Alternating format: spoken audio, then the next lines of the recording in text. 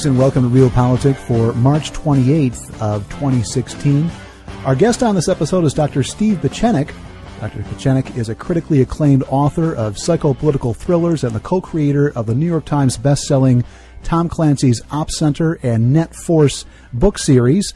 Those highly popular works are rooted in his 20 years experience in international relations under 5 U.S. presidents. Dr. Pieczenik received his B.A. from Cornell University, trained in psychiatry at Harvard, and holds an M.D.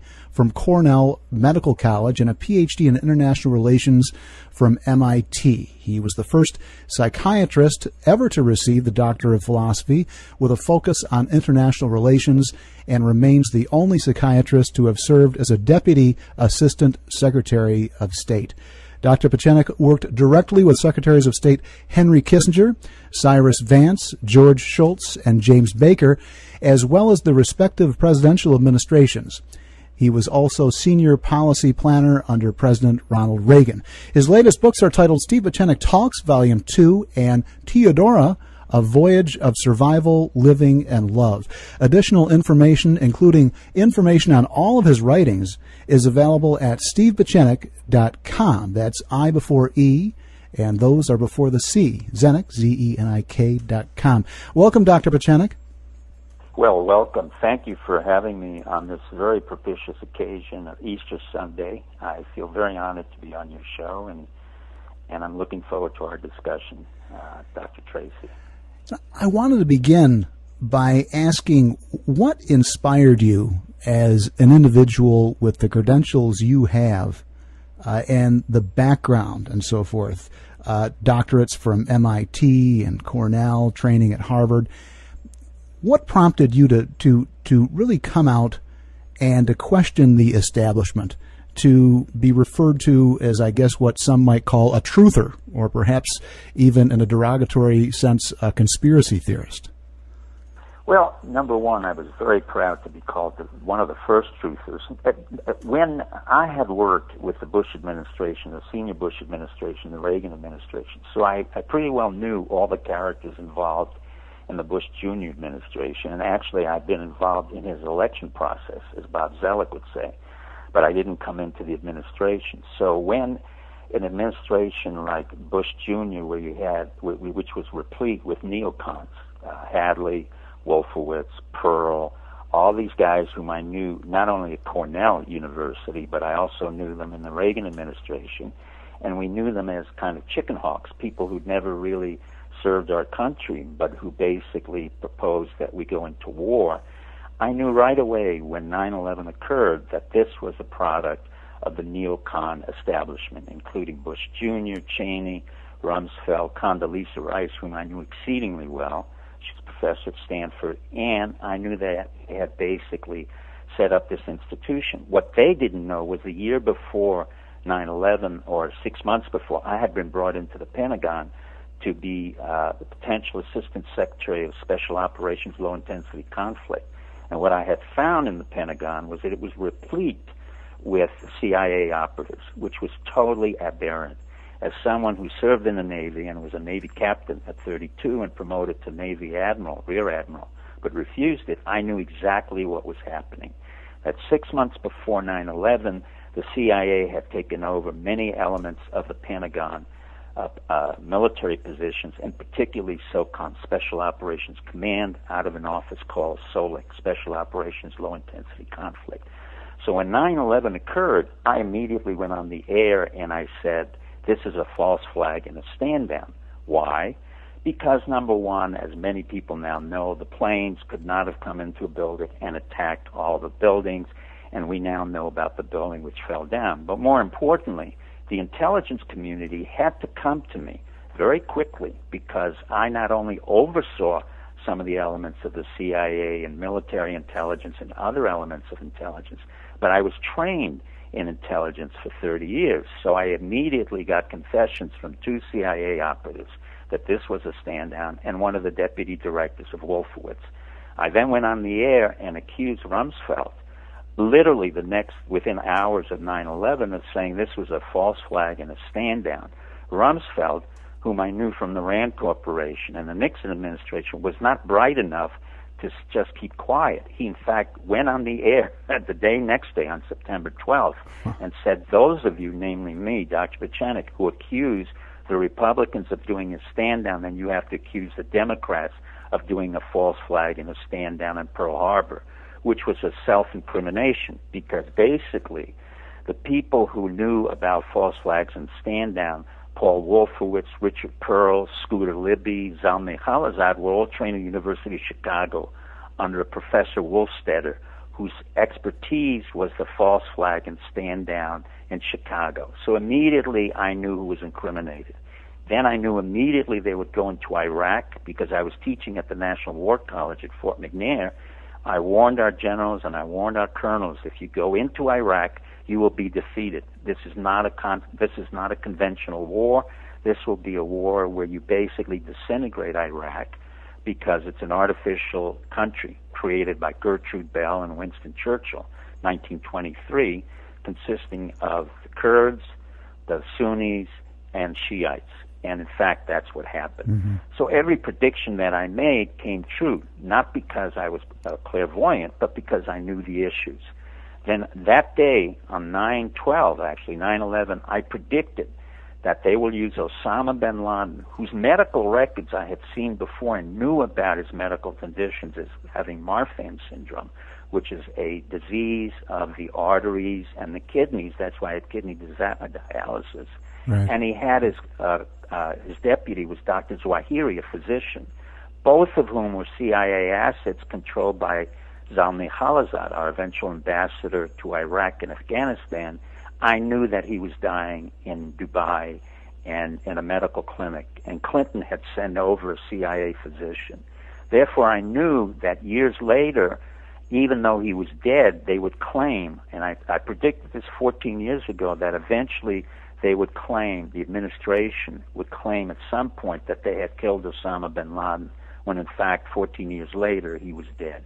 So this is a kind of a sweeping statement that I had to tell you about why 9/11 was so obviously a false flag, why it was a stand down. Number one, from historical reasons. I studied Germany, I studied Stalin doing this, I studied Hitler doing it, I have studied LBJ doing a false flag and stand down with the Liberty ship, and when the Israelis had unmarked airplanes and they shot our Navy vessel for 13 hours and killed many of our men. Those were false flag stand downs. I knew that Bush Jr., who was a coward, would basically initiate a war in Iraq in order to maintain a standing in America, which was a false standing. And from an individual point of view, what made me want to do this is, number one, I was not born here. So having been born in Cuba by chance, my father was in the French army, my mother had come out of Russia. They fled the Germans, but I grew up in France. And when I grew up in France, I saw the French do the same thing with the Algerian refugees. Right. And they would create these false flags where they would come in and arrest Algerians, not only in Indochina, but in Algeria. And I saw the consequences of this on a personal level. When I was a teenager in the town of Toulouse in southwest France, I would watch the French blow up buildings and accuse the Algerians. Then I saw the colonels get into a war with de Gaulle. So this was not new to me. And then when I knew that the French had created this artificial notion of counterinsurgency, a nonsensical issue which they propagated to our military in Vietnam, then I knew we had continued a false narrative. So it was personal, it was intellectual, and at the same time it was my duty as a military officer and a senior official of the State Department. And it long predates the event of 9/11 itself. Your experience, your understanding, historical understanding, really, and personal recognition of what false flags are. Correct. And let me explain it a little bit before you and I were talking about it, Jim, but I'd like your audience to understand the way I think. What's important, it's not just intellectually, but emotionally, we have to understand that we Americans live in a republic. The republic is not by definition a democracy. We're seeing that now with the issue of delegates, both in the Democratic Party and the Republican. The republic as Winston Churchill said very clearly, he said, the republic often has to hide behind a bodyguard of lies. What does he mean by that? Churchill in World War II had to allow the V-2 rockets to destroy an entire city of 32,000 countrymen, British, in order to maintain the secrecy of Enigma. So what's happening, in order to maintain the integrity of the republic, the leaders, rightfully or wrongfully, will always claim that they have to go to war in order to expand their power. The republic has its own inertia. And in the case of America, we choose leaders who are beholden to the republic. Now, is the republic an amorphous concept? No. The background of the republic is part of what I'm part of. It's part of an intelligence military complex, which Eisenhower had warned us about. Mm-hmm. I had grown up in that complex, but I was wary and leery of it, and at the same time, I could reality test which elements were effective or which elements were dangerous. For example, the dangerous elements were the ones where LBJ would start to attack a Vietnamese gunboat, and our Navy would say, what do you mean that we were attacked by North Vietnam? We were not attacked by North Vietnam. Right. That became the Gulf of Tonkin Resolution. So we went to a Vietnam War because of LBJ. Then LBJ allowed our Israeli Phantom planes to attack our Liberty ships so that we could get into a war with Israel against Egypt. Well, that didn't work. So then we had Nixon. Then we had the Bush Jr. administration, where we literally had a false flag with men who really had never served the Republic, had never been in the military, but were more than eager, like David Wurmser, a totally ineffectual individual who I had fired from an institution called the United States Institute of Peace, became a consultant to Cheney, who, by the way, most people didn't realize, had avoided a draft 11 times. And I had warned our generals that if you're going to war for people who have avoided the draft 11 times, I want you to think about it and think clearly what you're doing on behalf of cowards and traitors. That's not just an ad hominem title. It's literally cowards and traitors. Let me explain it to you. Clinton, who grew up without a father, had a persona which is completely perfect for the CIA. No father. Mother was really a prostitute in Little Rock, had grown up and had been given a Fulbright scholarship, a Rhodes Scholarship, went to Oxford but never appeared there with Strobe Talbot.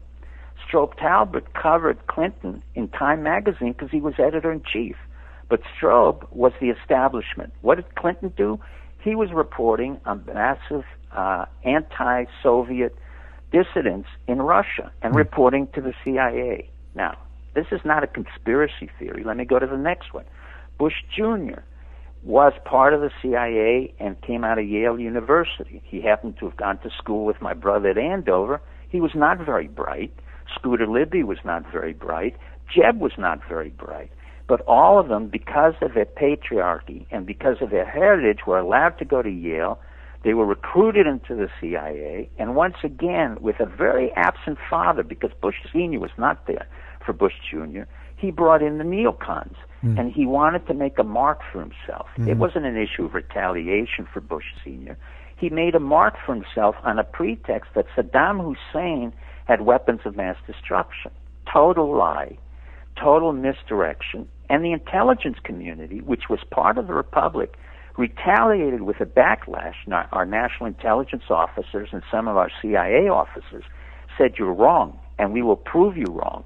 And in fact, the Republic did push back.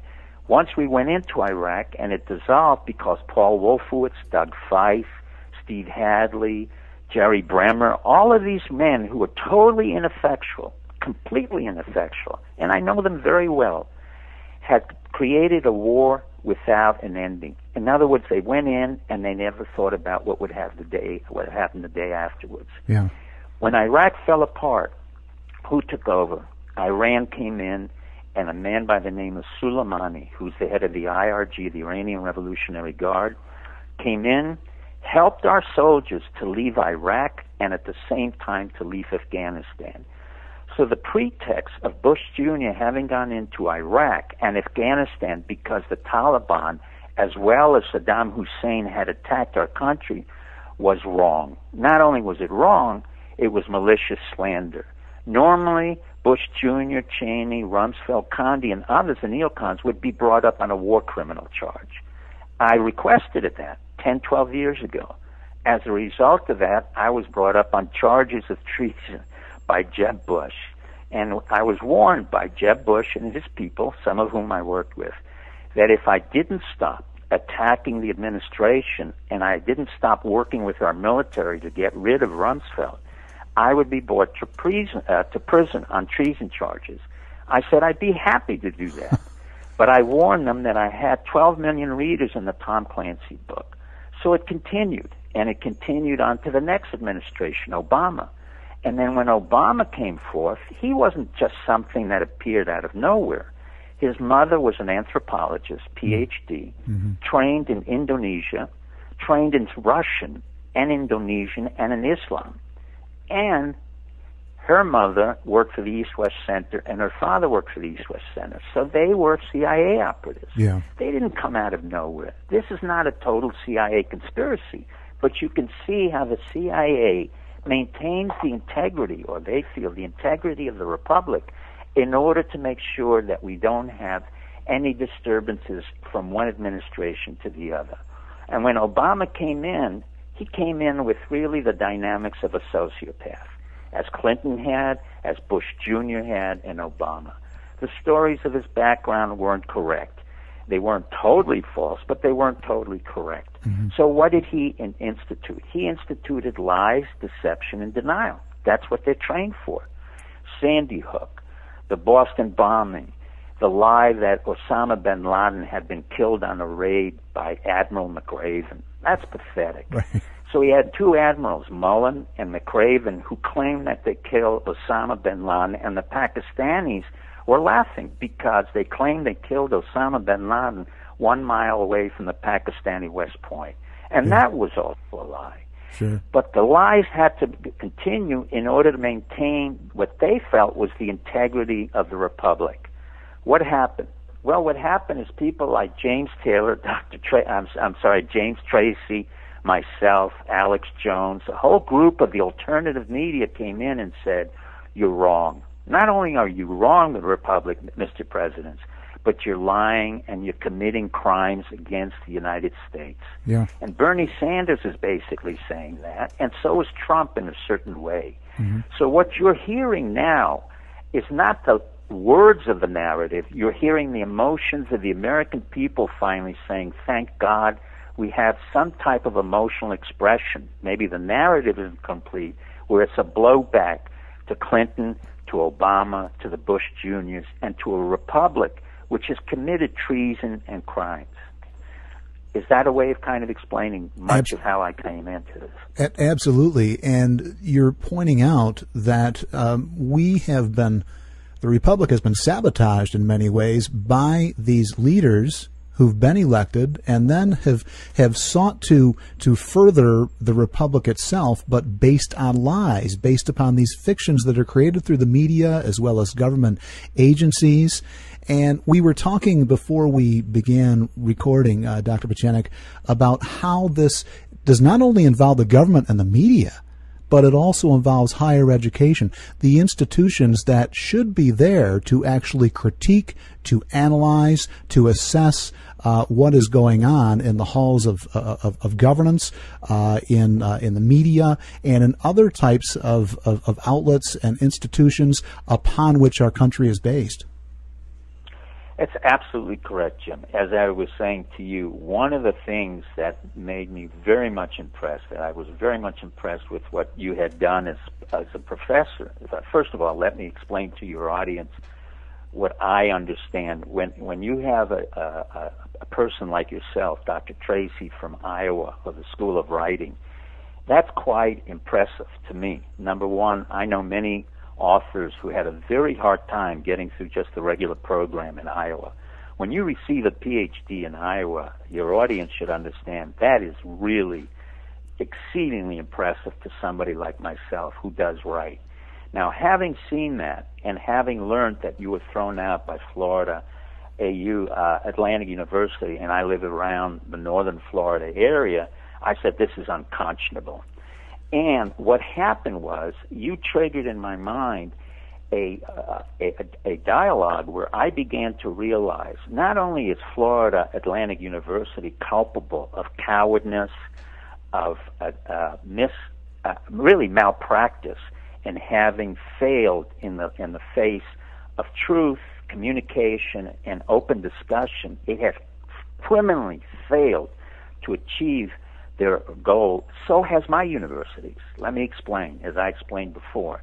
Cornell University has produced more neocon operatives, or we call chicken hawks, than any other university. And I wrote it to the president of Cornell, who unfortunately died, but it made no difference. I said, you asking me for donations, but you're not asking me to come and speak about the criminal acts that you, Cornell, have subsidized and reinforced through people like Paul Wolfowitz, who graduated summa cum laude and came from one of your secret societies. Sandy Berger, who also was a neocon, who gave away the secrets on our submarines and worked for Clinton. For Frank Fukuyama, who was a neocon. For Steve Hadley, who was a neocon and belonged to the same secret society, Quill and Dagger. For all the others, Bibi Netanyahu. Yet you go forth and you demand that we have respect and allegiance to an institution which has debased itself in terms of its integrity, its responsibility for honesty and education. And it went on to my medical school, Cornell University Medical College, which was a very hard school for me to get into. There were only 88 students. Was bought off by Sandy Weil, a banker who was indicted under Citibank laws and whose dean was investigated for Pfizer Max irregularity, was changed. The Cornell University Medical College name was changed to Weil Medical College, and they're proud of it, because they could have been bought off like a prostitute for $300 million. Then I went to the Sandy Hook episode, and who was involved? Yale University. The president of Yale was bought off, and more drastically and far more seriously for me as a psychiatrist who was a board examiner, was the psychiatric division of Yale Medical College. And I said, this is unconscionable, totally unconscionable, because there was no individual who had committed those crimes, and yet Yale prostituted itself and committed malpractice and malfeasance by claiming that one of their psychiatrists who trained at my institution at Harvard, Mass Mental Health, was the one who examined him, and they gave the whole profile, or what we call the anamnesis, of that individual. And it was false, because he didn't exist. And in turn, I called up my supervisors at Harvard and said, how could you condone this? And like all cowards, the analysts and psychiatrists said, we're not for it. And they couldn't explain it. So what you have here, and this is what your audience has to understand, the senior institutions of learning in our country have been tainted by cowardliness, by malfeasance, by malpractice, and they have been denigrated as institutions of learning. They have been elevated as institutions where they will whore their name and their intellect for the good of the republic in terms of lying and deceit and deception. And I say this with full knowledge, knowing that they listen to me, but they're afraid to retort, and they're afraid to reply. But when you have an individual like yourself with a PhD in communications and in writing, that's a very serious credential, which none of our presidents have. And by the way, none of our intelligence operatives have. So you're far more learned in the ways of communications and propaganda than our own intelligence institution, as well as the president's. And as you point out, Dr. Pieczenik, these institutions, the ones that you were mentioning, Yale, Harvard, Cornell, some of the most prestigious institutions of higher learning in the United States, and they were involved in Sandy Hook to a large degree because of the federal funding that they are dependent on. We got a break coming up in just about 90 seconds. No problem. Yes. What happens is these institutions are really the handmaidens of federal funding, and they will kowtow to any demand from the presidency and the executive order. They have never stood up to this. I have rarely ever seen them in 30 years or 40 years stand up to the President of the United States and say no. Even the Sloan at Yale, where they said, oh, we're against the Vietnam War, was nothing more than another CIA operative just putting a counterpoint to it. But for the most part, these institutions have failed. We're speaking with Dr. Steve Pieczenik. This is James Tracey on Realpolitik on TruthFrequencyRadio.com. Of course, Dr. Pieczenik has extensive experience as Assistant Undersecretary of State in 4 presidential administrations, as well as being a policy advisor in the Ronald Reagan administration, and plenty of information, of knowledge, of stories to tell, to explain, much of which he is related in fictional form in the Tom Clancy novels. We'll have more with Dr. Pieczenik after these brief messages. Please do stay tuned. Welcome back to Realpolitik. This is James Tracey. Our guest on this episode is Dr. Steve Pieczenik. And when we were going to break, we were talking about Sandy Hook, about the fact that you have the biggest universities, institutions of higher learning that were involved in this event as well. And Dr. Pieczenik knows this better than anyone because he knows some of these figures personally as well. There's the concern with regard to dependence that these institutions like Harvard, like Yale, have on the federal government agencies that fund them with grant money. And this is something we're talking about, tens of millions, perhaps hundreds of millions of dollars over the course of years. And they will ultimately go along with certain types of things to even deceive the American people, such as Sandy Hook, such as Boston. But we're focusing specifically on Sandy Hook here because this also, Dr. Pieczenik, involves a whole mental health dimension that we've not even begun to address really. But you did bring it up briefly before the break, mentioning Adam Lanza, this kind of composite individual who had certain types of learning disabilities, but yet was not poised or oriented towards any type of violent behavior.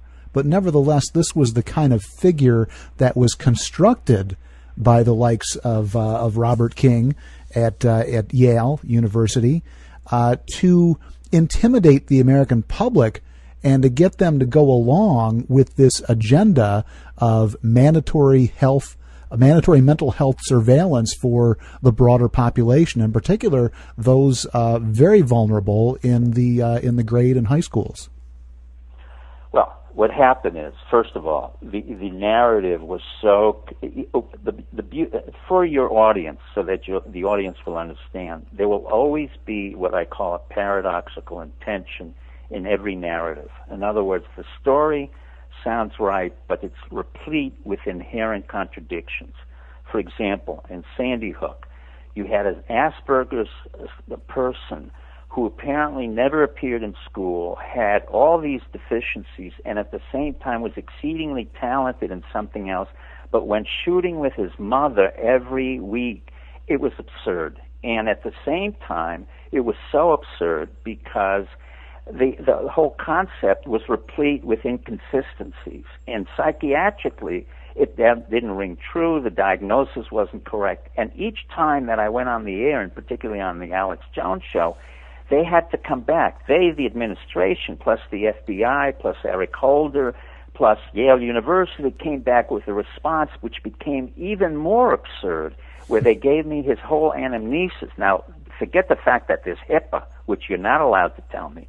But at the same time, they had this doctor who gave this absurd contradiction that he was an expert in Japanese and these studies, but he was socially retarded, yet his mother, who never existed, but came out of New Hampshire, and the nurse, unfortunately, came out of a school that we knew about in New Hampshire, in St. Anselm Nursing. So they had created a narrative with points that sounded legitimate, but had no legitimacy whatsoever, because, number one, the policeman had no PTSD, the building was already shut down. Dr.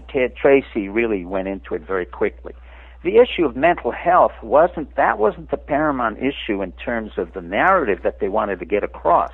What they really wanted to do, and what Eric Holder had always wanted to do, a failed prosecutor and a failed and a corrupt individual who'd been involved with Mark Rich and gave him his leniency under Clinton, a corrupt individual. Holder wanted to make sure that we had gun control. It wasn't about mental health, because they could care less. We have 100 million people, which Obama says nothing about mental health. They have no psychiatric care. But we have the Second Amendment issue, which Obama was totally fixated and had no real idea about it. So Sandy Hook was a false flag, which really bounced back and became the center of a very serious nidus of infection for the administration, because on top of not being able to kill Osama bin Laden, on top of the fact that they had created ISIS with the CIA and Israel and Saudi Arabia, all of these stories and narratives that the Obama administration had to create out of his own personality, which is based on deceptions, lies, sociopathy, we begin to understand through the alternative media and through people like Dr. Tracey and perhaps myself that the administration, no matter who is in there, is intent on lying, deceiving, and aggrandizing power. For what purpose? For the purpose of the Republic, to control, maintain political and economic stability, and, nobody's talked about this, and maintain an empire. We have become so big that the Republic of America is disintegrating within as we expand without. So we're in 722 bases. We're in 220 countries. What is America doing? We're Pax Americana. In the meantime, the people like Obama and Bush create false flags in order to maintain fear throughout the system. Well, first it was with gun control, then it's San Bernardino, then it was a false flag, and then you had 9/11, and you're constantly replete with fear in order to maintain a system of stability and control. Well, it doesn't work. What happens in effect is that people who've served in the military and been overseas are saying this is a lie. Secondly, people like Dr. Tracey come out and say, not only is this a lie, but this is a well-documented lie, and let me tell you the analytical process by which I went through and which assumptions I made, which couldn't be contradicted. And the only way they could get to yourself, or Dr. Tracey, was to have a group of what I call prostitute actors, the posners, who've been used everywhere. And they are prostitutes. If they want to sue me, I'll be happy to have them in court, because they will regret it. But basically, they were paid off. Eric Holder had paid off the Connecticut troopers, paid off the governor, paid off every state official, and the coroner. So the corrupting factor in all of this has really disintegrated the state of Connecticut. Who profited from it? We do in Florida, because the gun companies started coming down to us. Yeah. And in effect, the idiot governor, as well as the lieutenant governor, failed in their mission. Now, what happens as they continue to do more false flags? It's less effective, less convincing, and eventually the American people tune it out. As they've tuned out Obama, they've tuned out Bush. You saw what happened to Jeb Bush. That wasn't an issue if they didn't just want him. The American public said, get rid of the Bushes. We can't stand them. And that was a mandate that came back in full force to say to the Bushes, go home. Well, you're lucky we didn't indict you for criminal acts. And I've been against them for 14 years. So now I feel justified on this Easter Sunday that we do have a certain resurrection of spirit, of hope, and in faith in our ability to say no and to say, yeah, there's a false flag, and to say at the same time, don't betray us, because we will indict you, the President of the United States, your senior officials, for criminal acts and acts of treason. You know, go ahead. No, Dr. Pieczenik, I was going to say, your training is in psychiatry in part, and you brought that to the State Department, serving in a very high-ranking position over several presidential administrations. Your expertise includes psychological warfare. Would you say then, and I think this is what you're suggesting, that Tucson, Aurora, Newtown, Charleston, San Bernardino, and so forth are really a psychological operation on the American people? Correct. Now, the reason I was trained in that, and specifically I wanted to be trained in that, was because I understood, as someone who came to this country who spoke several languages, that being in foreign service or having to represent our country, you had to, number one, know many languages. Number two, you had to be conversant with different cultures. And more importantly, you had to understand the way the Republic had grown. And in that sense, I began to question a lot of the assumptions of American history. For example, Abraham Lincoln, was he the great president? In my opinion, no. He had Marfan syndrome, he had manic depressive history, he had created what we call auto-genocide, which was conveniently called civil war. But when you look into the presidencies and you look at it from a psychological dimension, they don't have the same blossom that a Walt Whitman would like to write about, "Oh, Captain, my Captain." You begin to see the reality and the ruthlessness underlying the Republic. At the same time, you don't denigrate the Republic, you begin to understand it.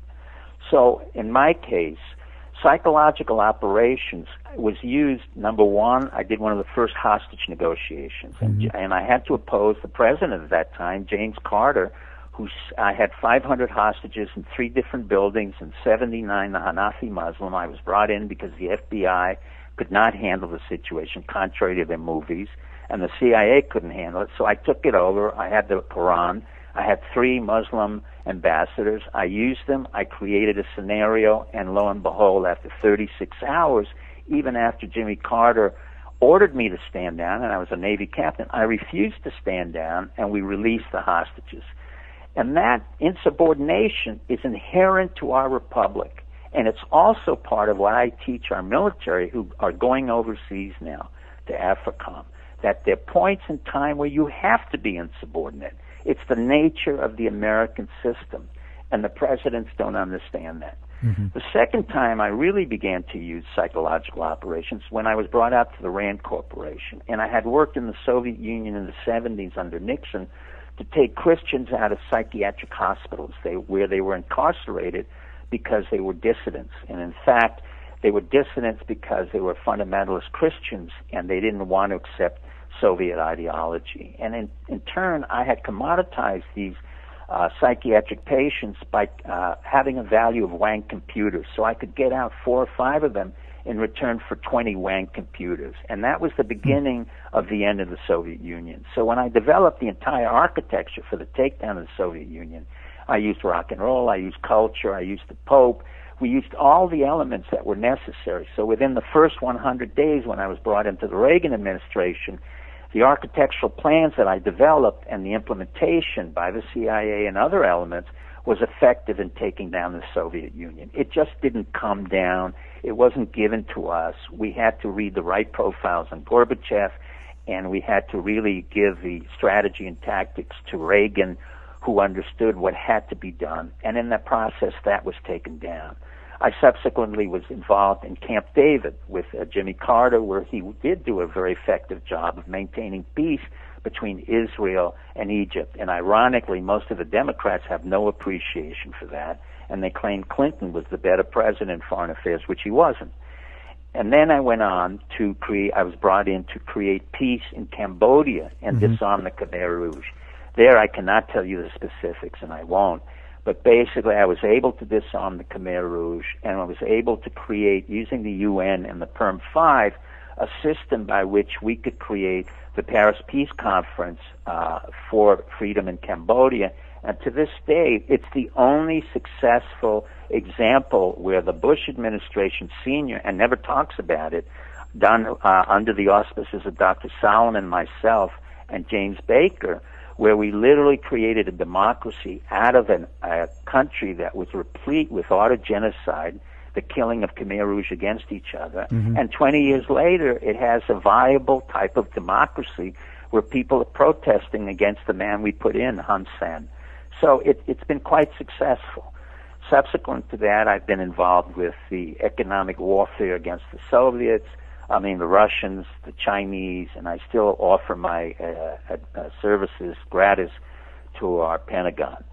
So the ability to be able to integrate psychological dynamics with international affairs is crucial to our viability in foreign affairs and in the domestic realm. Unfortunately, we do not train our soldiers. We do not really train our intelligence officers. And ironically, we don't train our presidents to do that.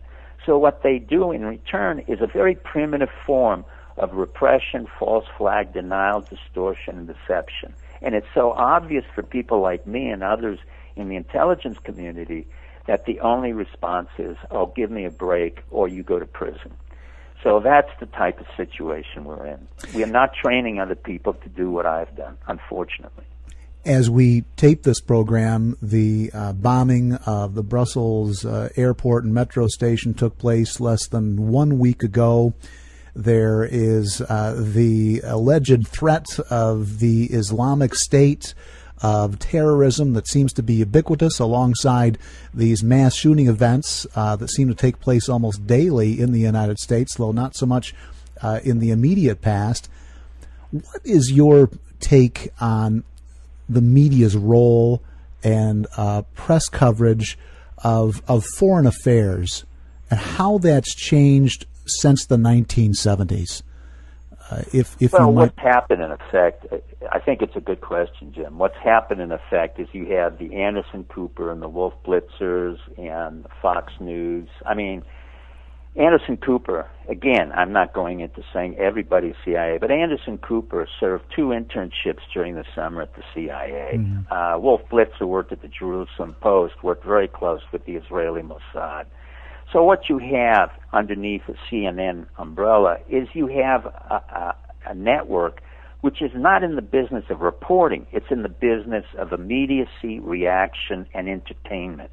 When you get to Fox, I know Roger Ailes, and I know Charlie Krauthammer very well. He trained before I was one of the supervisors over him.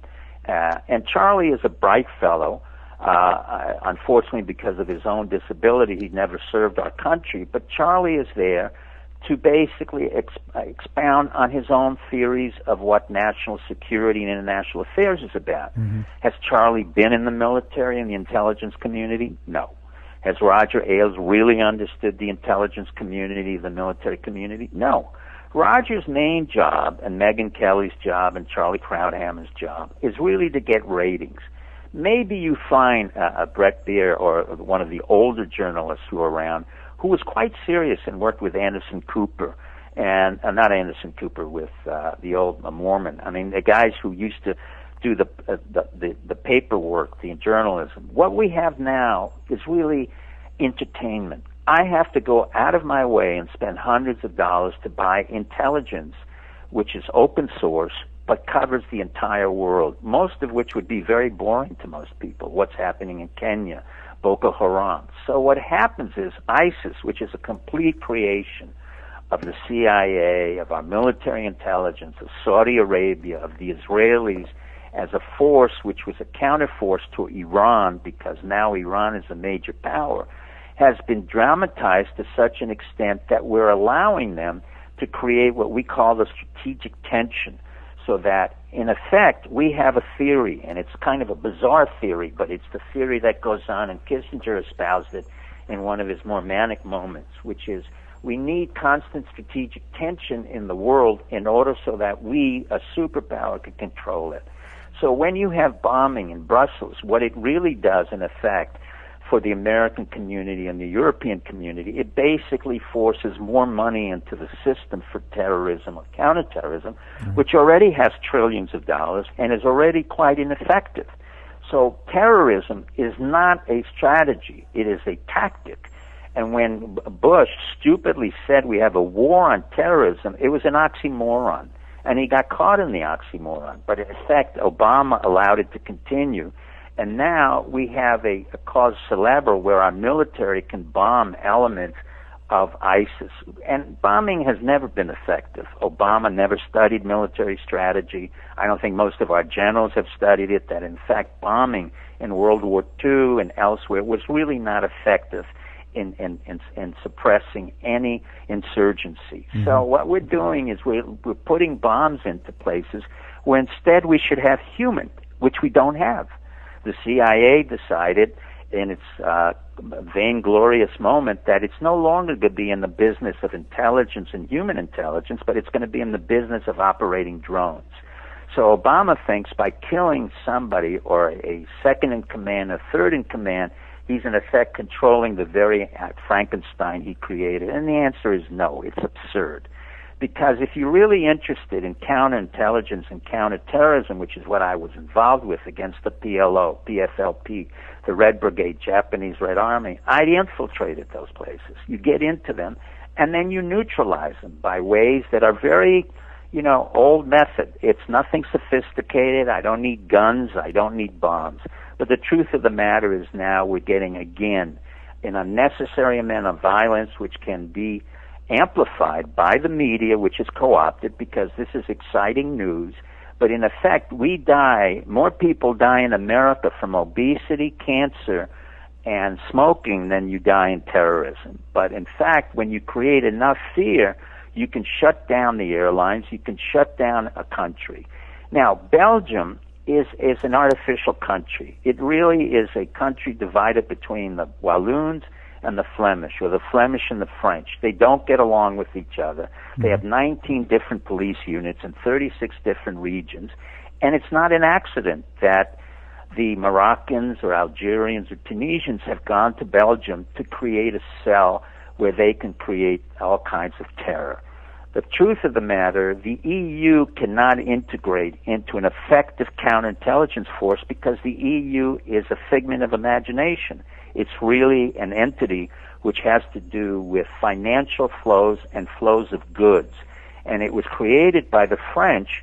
The European Union was created by the French as a way to neutralize the Germans after World War II, but it didn't work that effectively. And so Germany became the superpower, France became a subordinate power, but the EU has no army, no police force, no intelligence capacity, and in fact has to depend on 26 or 36 different countries who already have a mixed integrated system within their own borders to be able to coordinate. So it's not going to be effectively coordinated. The threats that ISIS makes can be literally shut off if we can control the media and if we can suppress some of that information. But, that's up to our people at the NSA, that's up to our DNI, Director of National Intelligence, and then that's up to a lot of other things. But do we really know how to work intelligence and counterintelligence? Not in my opinion. We've spent trillions of dollars. We have 16 different organizations, including National Geographic Agency, the NSA, and all types of different military units that really don't integrate with one another. And we're totally invested in cyber command, cyber control. But when I ask simple principles of psychology and human behavior, not one of them understands it. Not one of them is trained at Fort Huachuca in intelligence in understanding the dynamics of an individual or groups or organizations.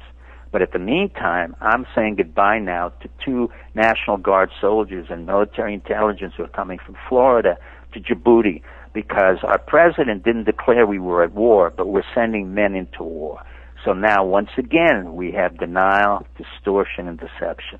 While the president is doing the tango in Argentina, young men and women are coming from Florida, from homeschooling, Christian missionaries, and elsewhere to serve in Africa to do what? To maintain geopolitical stability and protection? Nonsense. They're going to be involved in conflicts in Sudan, Yemen, Somalia, and that's not what we're talking about. And it's time for the American people to understand what's going on and to go beyond the press. Dr. Pieczenik, we've just got a couple of minutes left, and there's so much more I would like to cover. I wish we had another 15 or 20 minutes or an hour for that matter. Many reports suggest that 70% or more of the Middle Eastern refugees that are going into Europe and some coming to the United States are males in their 20s and 30s. You may be familiar with a book by Kelly Greenhill, printed in 2011 by Cornell UP, called Weapons of Mass Migration, that describes operations of mass migration as being strategic. What's your take on that? And are we witnessing some sort of a strategy to undermine the countries of Europe and perhaps eventually the U.S.? Yes, there's no question in my mind. I began to think about this very clearly when Putin stated in several interviews very clearly that, he wanted to know why the Soviet Union was taken down, and he was extremely angry that 26 million people in the Soviet Union had no country, and he was correct. I heard it, I understood it. Then when I saw the mass migration coming out of Syria, I understood that this was both Putin's way and Bashar Assad's way of saying to the world, you handle the problems that we've had to handle. You handle the refugees that I've had in Central Asia, in the Soviet Union, and in Syria. Because these are strategic points which can undermine the EU. And every time that Putin wants to do something, he, Turkey, Syria can get together and they can release as many migrants as they want. Normally the Syrians can stay in the northeastern area of Syria. I was in Syria. I was interrogated by the Bashar regime. I know Syria quite well. The war in Syria started over water. It was a water war, and then it became a religious war between the Sunnis, the Shiites, and the Alawites. And Bashar Assad and his family, I told our intelligence community 10 years ago, will remain there in the same way that Hafiz Assad. But there's no question it's a strategic migration to undermine Europe for sure, because Europe will have to break up for financial reasons and for reasons that Germany can no longer fund the southern tier of Europe, Italy, Greece, Spain, and Portugal. Well, Dr. Pieczenik, it's been an hour. It's gone by so very quickly, but I want to thank you for being on the program, and I hope that you'll be able to come back in the future. Oh, I'd love to, Jim, and thank your audience, and I wish them a happy Easter. And after having said all of that, please feel free to understand that we have a great country, we have a great future, but you've got to get involved the way you have been involved and continue to listen to Jim and what he has to say and what others have to say. God bless you. Well, thank you. This is James Tracey for the Real Politic program here on Truth Frequency Radio. Hope you have enjoyed the hour with Dr. Steve Pieczenik. Until next week, take care. God bless. Bye-bye.